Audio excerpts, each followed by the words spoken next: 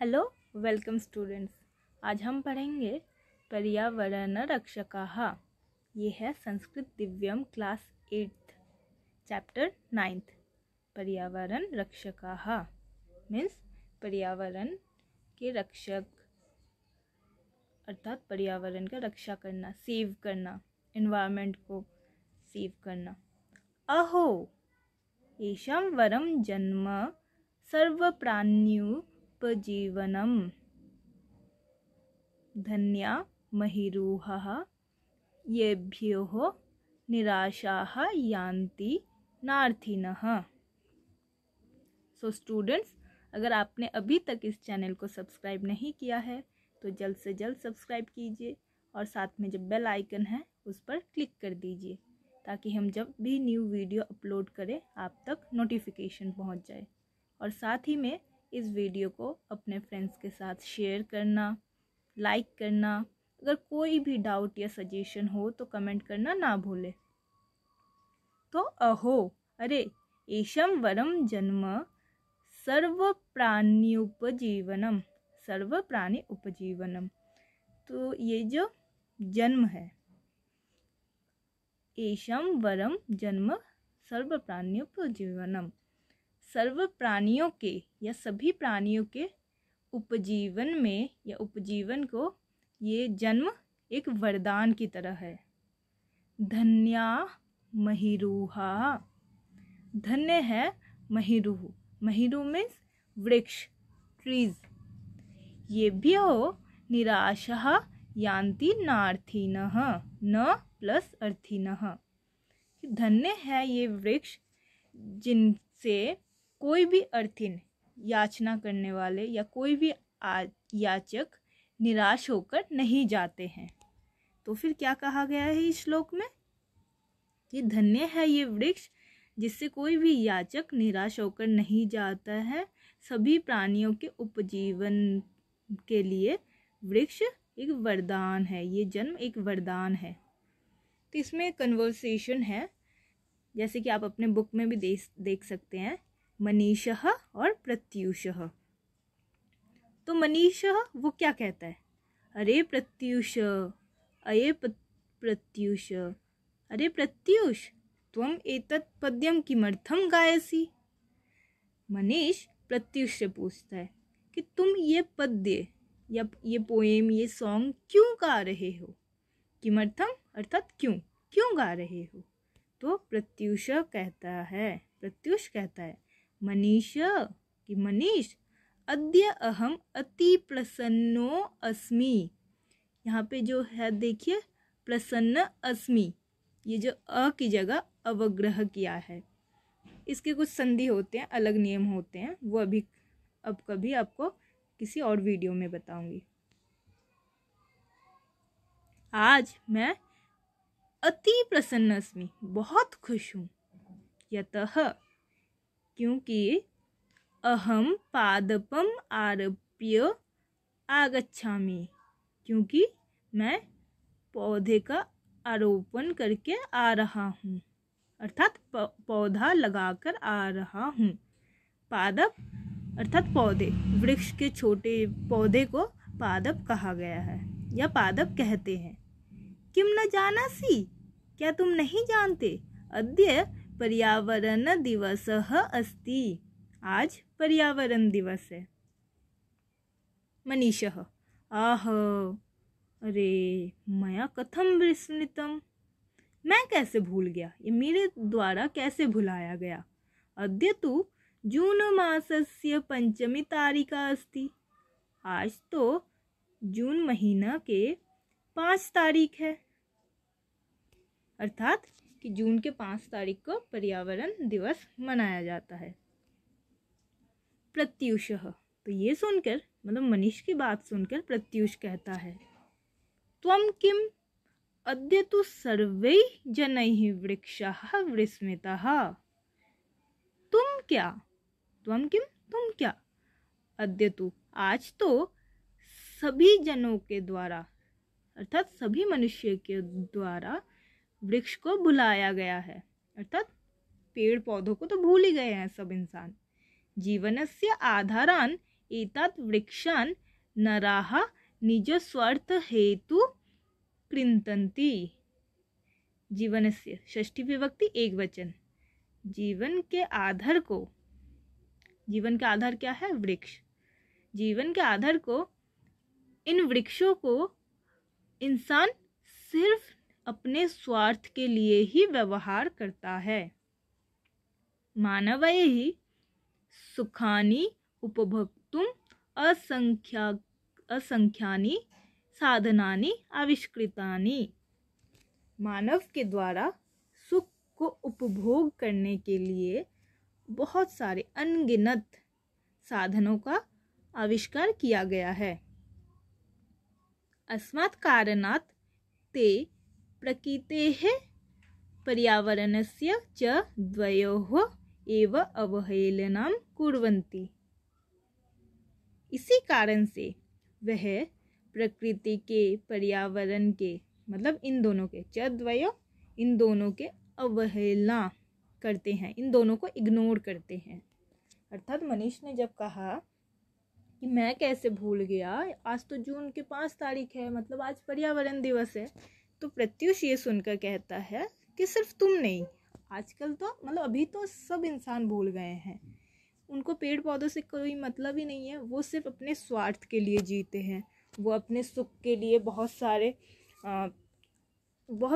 सारे साधनों का आविष्कार किया है, जिस वजह से मतलब वो थोड़े घमंड में आ गए हैं कि पर्यावरण को, प्रकृति को वो बिल्कुल इग्नोर करते हैं कि हाँ, इन सबका कोई काम ही नहीं है। मनीषः त्वं सत्यं वदसि, तुम सच कह रहे हो। वृक्षः परोपकाराय एव फलन्ति, वृक्ष अर्थात पेड़ परोपकार के लिए ही फलते हैं। ते सर्वदा स्वयं आतपे स्थित्वा अस्मभ्यं छायां यच्छन्ति, वह हमेशा, सर्वदा अर्थात हमेशा, स्वयं खुद, आतपे धूप में, स्थित्वा रहकर, अस्मभ्यं छायां यच्छन्ति हमें छाया देते हैं। सो स्टूडेंट्स, अगर आपने अभी तक इस चैनल को सब्सक्राइब नहीं किया है तो जल्द से जल्द सब्सक्राइब कीजिए और साथ में जो बेल आइकन है उस पर क्लिक कर दीजिए ताकि हम जब भी न्यू वीडियो अपलोड करें आप तक नोटिफिकेशन पहुंच जाए। तो जब मनीष ने कहा कि तुम सच कह रहे हो कि वृक्ष तो परोपकार के लिए ही होते हैं, परोपकार के लिए ही फलते हैं, वे खुद हमेशा धूप में खड़े रहकर हमें छाया देते हैं, तो ये सुनकर प्रत्युष क्या कहता है? न केवलम छायाम, सिर्फ छाया ही नहीं, अपितु बल्कि पुष्पानि, फूल, फ्लावर्स, फलानि, फ्रूट्स, काष्ठानि, वुड्स, औषधानि, मेडिसिन्स, गंधम, खुशबू, जैसे चंदन के पेड़ हो गए तो चंदन से हम खुशबू प्राप्त करते हैं, तो गंधम, खुशबू। तो जैसे आप परफ्यूम वगैरह भी देख सकते हैं, वो सब कुछ पेड़ पौधों से ही तो अलग अलग मिश्रित करके बनाया जाता है। चापी और भी ना जाने कितने, न जाने अन्य किम किम, ना जाने और क्या क्या। सूर्यस्य प्रकाशे तरवः, सूर्य के प्रकाश से या प्रकाश में तरवः, तरु तरु तरवः, गुरु गुरु गुरवः, ऐसे गुरु की तरह तरु है, इसका जो मूल शब्द है तरु। अब तरवः इसलिए यूज़ किया है क्योंकि ये बहुवचन में है, तरवः, क्योंकि पेड़ तो एक नहीं है ना, बहुत सारे हैं इसलिए। तो सूर्य से प्रकाशे तरवः, सूर्य के प्रकाश में पेड़ कार्बन डाइऑक्साइड नाम्नः वायोः अवशोषणं कुर्वन्ति, कि कार्बन डाइऑक्साइड नाम के इस गैस को अब्जॉर्व कर लेते हैं। अपिच, और भी, मीन्स एवं, ते ओषजनम प्राणवायुम, अर्थात ऑक्सीजन प्रदान के लिए, पर्यावरणम शुद्धम स्वस्थम च कृत्वा संतुलितम कुर्वन्ति, अर्थात कि ये सिर्फ ये फल फूल पत्ते वुड मेडिसिन से नहीं देते और पता नहीं क्या क्या देते हैं।